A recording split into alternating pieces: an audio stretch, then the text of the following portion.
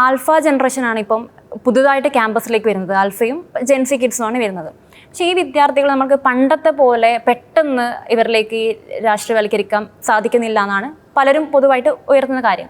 ഇപ്പോൾ കോവിഡിന് ശേഷം വന്നിട്ടുള്ള ബാച്ചുകളാണ്.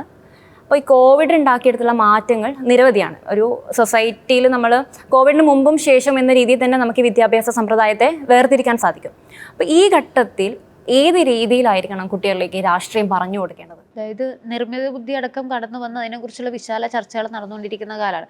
പുതിയ കാല വിദ്യാർത്ഥികളെ പുതിയ കാല രീതിക്കകത്ത് തന്നെ അവരെ അഭിസംബോധന ചെയ്യണമെന്ന് ഞങ്ങൾക്ക് നല്ല ധാരണയുണ്ട്. കാരണം ഓരോ ഘട്ടത്തിനനുസരിച്ച് SFIയുടെ സംഘടനാ രീതികളിൽ വ്യത്യാസം വരാറുണ്ട്.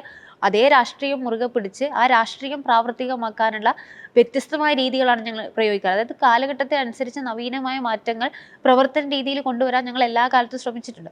തീർച്ചയായിട്ടും പുതിയ കാലത്തിനാവശ്യമായ പുതിയ കാല ക്യാമ്പസുകളുടെ സാഹചര്യത്തിനനുസരിച്ചിട്ടുള്ള പ്രവർത്തനങ്ങൾ ഏറ്റെടുക്കാൻ ഞങ്ങൾ തീർച്ചയായും സന്നദ്ധരാകും. ഇപ്പോൾ കുട്ടികൾ ഈ പറഞ്ഞതുപോലെ ഇപ്പോൾ ലഹരി വല്ലാതെ രീതിയിൽ വർദ്ധിച്ചു വരുന്നുണ്ട്. ക്യാമ്പസുകളിൽ കഴിഞ്ഞ കാലങ്ങളിൽ കാണാത്ത തരത്തിലേക്കുള്ള ലഹരിയുടെ അത് ഏറ്റവും സുലഭമായിട്ട് വിദ്യാർത്ഥികൾക്ക് ലഭിക്കുന്ന തരത്തിൽ ഏറ്റവും ചെറിയ കുട്ടികളുടെ കയ്യിലടക്കം അത് ലഭ്യമാകുന്ന തരത്തിലേക്ക് നമ്മുടെ പലയിടങ്ങളും മാറിയിട്ടുണ്ട്. വളരെ ഭയാനകമായിട്ടുള്ള വാർത്തകൾ പുറത്തേക്ക് വരുന്നുണ്ട്.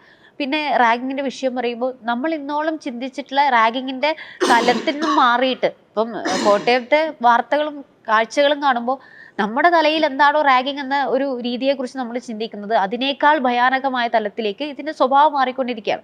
അപ്പോൾ ഈ വിദ്യാർത്ഥികൾ അവിടെ രാഷ്ട്രീയവൽക്കരിക്കണം. അതിന് തീർച്ചയായിട്ടും ആവശ്യമായിട്ടുള്ള മാറ്റങ്ങൾ വരേണ്ടതായിട്ടുണ്ട്. അതിനാവശ്യമായിട്ടുള്ള രീതികൾ ആസൂത്രണം ചെയ്യേണ്ടതായിട്ടുണ്ട്. അത് വളരെ ഗൗരവത്തോടു കൂടിയിട്ടുണ്ട്. ഈ കഴിഞ്ഞ സംഘടനാ സമ്മേളനത്തിൽ ഉൾപ്പെടെ പുതിയ കാല സംഘടനാ പ്രവർത്തന രീതികളെക്കുറിച്ചൊക്കെ കൂട്ടായ ചർച്ചകളും ആ രീതിക്കകത്തേക്കുള്ള പ്രവർത്തനങ്ങൾ ആലോചിച്ചിട്ടുണ്ട്. അത് നടപ്പിലാക്കാനുള്ള ശ്രമങ്ങളുണ്ടാവും. പല വിമർശനങ്ങൾ ഏറ്റവും കൂടുതൽ അറ്റാക്ക് ചെയ്യപ്പെട്ട ഒരാൾ ആർഷോ ആയിരിക്കും. അപ്പോൾ അതിൽ വരുന്ന ഒരു വിമർശനം എന്തായിരുന്നു വെച്ചാൽ ആർഷോ സ്വരാജിനെ ഇമിറ്റേറ്റ് ചെയ്യുന്നു, അല്ലെങ്കിൽ അത്തരം കമൻറ്റുകളും കാര്യങ്ങളൊക്കെ നമ്മൾ കാണുന്നുണ്ടായിരുന്നു. പിണറായി വിജയനെ ഇമിറ്റേറ്റ് ചെയ്യുന്നു, ഒരു ചിരിക്കാറില്ല, ഇങ്ങനെ ഭയങ്കര ഹാർഷായിട്ട് നിന്ന് സംസാരിക്കുന്ന ഒരാളെന്നുള്ള പല തരത്തിലുള്ള വ്യാഖ്യാനങ്ങൾ അല്ലെങ്കിൽ വന്നിട്ടുണ്ട്.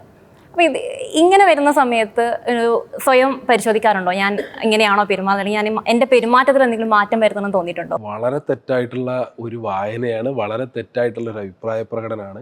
അല്ല, എൻ്റെ അഭിപ്രായ പ്രകടനമല്ല, ഈ ഉയർന്നു വരുന്ന അഭിപ്രായ പ്രകടനം വളരെ തെറ്റായിട്ടുള്ളതാണ്.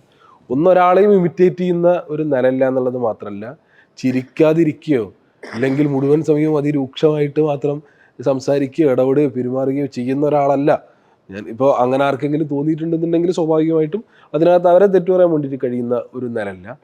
ഇതിനകത്ത് ഒരാളുടെ ചിരി നോക്കിയോ അല്ലെങ്കിൽ അയാളുടെ എന്താ പറയുക മുഖഭാവം നോക്കിയോ രൂപം നോക്കിയോ അയാളെ അളക്കുക എന്നുള്ളത് തന്നെ വളരെ തെറ്റായിട്ടുള്ള ഒരു കാഴ്ചപ്പാടാണ്.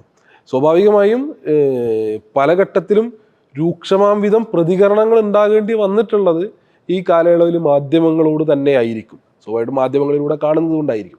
അങ്ങനെ മാധ്യമങ്ങളോട് പല ഘട്ടത്തിലും രൂക്ഷമായ നിലയിൽ പ്രതികരിക്കാൻ ഇടയാക്കിയിട്ടുള്ള കാരണങ്ങൾ ഈ കാലയളവിൽ ഞങ്ങളുടെ സംഘടനയെ ഒറ്റതിരിഞ്ഞ് തെറ്റായ നിലയിൽ ആക്രമിക്കുന്നതിന് വേണ്ടിയിട്ടുള്ള ശ്രമങ്ങൾ ഉണ്ടായ ഘട്ടത്തിലാണ്. അതായത് നീതീകരിക്കപ്പെടാൻ കഴിയാത്ത നിലയിലേക്കുള്ള വ്യാജ വാർത്തകൾ ഉൾപ്പെടെ ചമച്ച് ഞങ്ങളുടെ സംഘടനയെ അറ്റാക്ക് ചെയ്യാൻ വേണ്ടിയിട്ട് എങ്ങനെയും ഉന്മൂലനം ചെയ്ത്, ഇപ്പോൾ വിമർശനമല്ല കേട്ടോ ഉണ്ടായിട്ടുള്ളത്, പല ഘട്ടത്തിലും ഉന്മൂലനം ചെയ്യുന്നത് വ്യക്തിയധിക്ഷേപത്തിൻ്റെ അപ്പുറത്ത് തെറ്റായ വാർത്തകൾ പടച്ചുവിട്ട് അത് തെറ്റാണെന്ന് നല്ല ബോധ്യത്തിൽ ഇരുന്നു കൊണ്ട് ഞങ്ങളുടെ സംഘടനയെ ഉന്മൂലനം ചെയ്ത് കളയണം എന്ന ലക്ഷ്യവുമായി പ്രവർത്തിക്കുന്ന ആളുകളോട് പല ഘട്ടത്തിലും ചിരിക്കാൻ കഴിഞ്ഞിട്ടുണ്ടാവില്ല.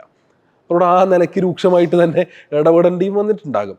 അതിനപ്പുറത്തേക്ക് ഇപ്പോൾ ഞങ്ങളോടൊപ്പം സംഘടനാ പ്രവർത്തനം നടത്തിക്കൊണ്ടിരിക്കുന്ന ആളുകൾക്ക്, അല്ലെങ്കിൽ ഇപ്പോൾ നേരത്തെ SFIയെ കുറിച്ച് പറഞ്ഞതുപോലെ തന്നെ ഞങ്ങൾ നേരിട്ട് അറിയുന്നത് ഞങ്ങൾ പോകുന്ന ക്യാമ്പസിലെ കുട്ടികൾക്കും ഈ പറഞ്ഞ പോലെ ഞങ്ങളുമായി നിരന്തരം ബന്ധപ്പെട്ടുകൊണ്ട് നിൽക്കുന്ന ആളുകൾക്കും ഇരിക്കുന്നു. അപ്പോൾ അങ്ങനെയുള്ള ആളുകൾക്ക് ഈ പറഞ്ഞ അഭിപ്രായം ഉണ്ടാവാൻ വേണ്ടിയിട്ടുള്ള സാധ്യതയൊന്നുമില്ല. പിന്നെ ഈ മാധ്യമങ്ങളൊക്കെ സൃഷ്ടിക്കുന്ന ഒരു പിക്ചറാണല്ലോ, അപ്പോൾ അതിൽ നിന്നുണ്ടായേക്കാവുന്ന അതിൽ തന്നെ ഈ നേരത്തെ ചോദ്യത്തിൽ വന്നു ഹർഷോ ഒരുപാട് വിമർശനങ്ങൾ കേൾക്കേണ്ടി വന്നിട്ടുണ്ട്. അതിലൊരു ഭാഗം പരിശോധിച്ചാൽ SFIയുടെ സംസ്ഥാന സെക്രട്ടറി ആയതുകൊണ്ട് ബോധപൂർവം ഒരു വ്യക്തിക്കെതിരായിട്ടുള്ള നിരന്തര അധിക്ഷേപങ്ങളും നമ്മൾ കണ്ടുപോയിട്ടുണ്ട്. പലതും തെളിയിക്കപ്പെട്ട വിഷയങ്ങളാണ്. പലതും ആർഷോക്ക് നേരെ വന്ന പല ആരോപണങ്ങളും പിന്നീട് അതിൻ്റെ സത്യാവസ്ഥ പുറത്തു വന്നിട്ടുണ്ട്. എന്നാൽ അത് ചർച്ച ചെയ്യപ്പെടുന്നില്ല. ഇതൊക്കെ SFI സംഘടനയ്ക്ക് നേരെയുള്ള ഈ പറയുന്ന സംഘടന ഇല്ലാതാക്കാനുള്ള ശ്രമങ്ങൾ, അത് ആർഷോ വ്യക്തിപരമായിട്ട് കൂടി ഇല്ലാതാക്കുന്നതിന് വേണ്ടിയിട്ടുള്ള അങ്ങനെ ഒരു ശ്രമങ്ങൾ കൂടി ഈ കഴിഞ്ഞ കാലത്ത് നടന്നിട്ടുണ്ട്. അതിന് ഏറ്റവും വലിയ അത് ഏറ്റുവാങ്ങേണ്ടി വന്നിട്ടുള്ളൊരു ഈ കഴിഞ്ഞ കുറച്ച് കാലയളവിൽ ഉണ്ടായിട്ടുള്ള ഒരു ഭാരവാഹി ആർഷോ ആയിരിക്കാം. ഞങ്ങൾക്കത് വ്യക്തിപരമായിട്ട് അറിയാം. പല വിഷയങ്ങളും ഇപ്പം നേരത്തെ മാധ്യമങ്ങളുമായി ബന്ധപ്പെട്ട കാര്യങ്ങൾ പറഞ്ഞു. ഞങ്ങൾ പല പ്രശ്നങ്ങളും വരുമ്പോൾ ഞങ്ങൾ ഈ ചുമതലയെടുത്ത് ഈ പ്രശ്നങ്ങൾ അന്വേഷിച്ച് പരമാവധി തെളിവെടുത്ത്, ഇത് മാധ്യമങ്ങൾ അന്വേഷിക്കാത്തൊരു ഘട്ടത്തിൽ ഞങ്ങൾ തെളിവെടുത്ത് ഞങ്ങളുടെ സത്യാവസ്ഥ മനസ്സിലാക്കി ഞങ്ങൾ മാധ്യമങ്ങൾ അങ്ങോട്ട് സമീപിച്ചിട്ടുണ്ട്. ഇതാണ് ഇതിൻ്റെ വാസ്തവം, ഞങ്ങളുടെ കയ്യിൽ തെളിവുണ്ട്, നിങ്ങളിത് റിപ്പോർട്ട് ചെയ്യണം, നിരന്തരം ഞങ്ങൾ അങ്ങോട്ട് ആവശ്യപ്പെട്ട അനുഭവമുണ്ട്. അപ്പോൾ ഇതൊക്കെ വ്യക്തിപരമായിട്ട് ഞങ്ങൾക്കും പ്രയാസമുണ്ട്.